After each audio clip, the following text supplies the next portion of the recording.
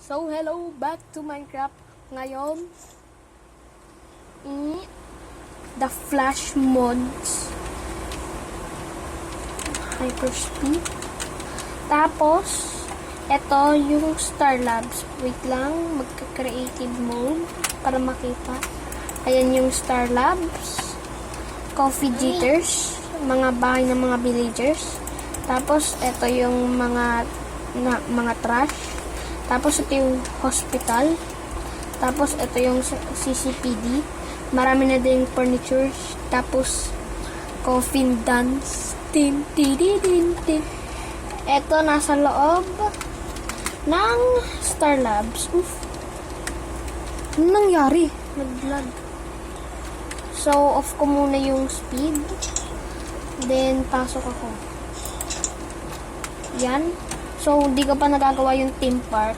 Tapos, ito yung cosmic treadmill. Ito yung suit na The Flash.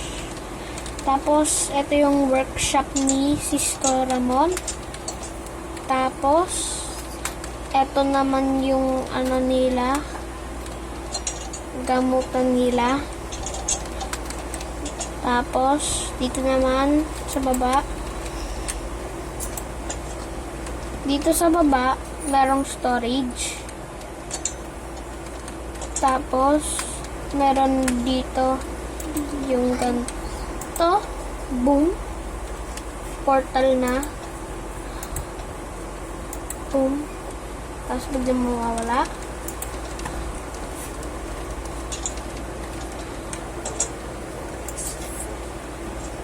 Yun yung buong Star Labs, pero ito pa yung nasa taas na ginawa ko. At saka meron ditong secret room ni Reverse Flash. Secret room ni Reverse Flash. So, nasa likod ng ng suit ni The Flash.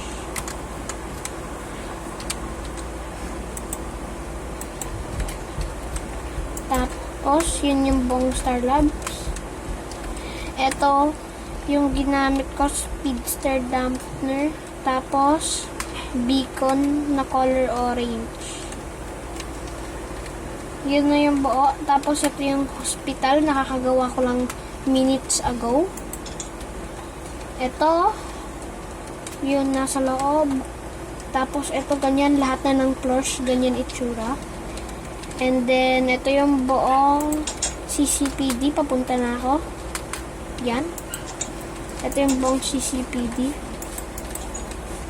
Ayan. Ito yung mga files. And then, ito yung mga weapons. Kasi, walang mga barrel kasi hindi naman God mods. Speedster mods lang.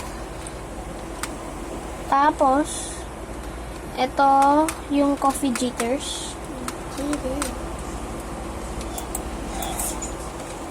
Ayan.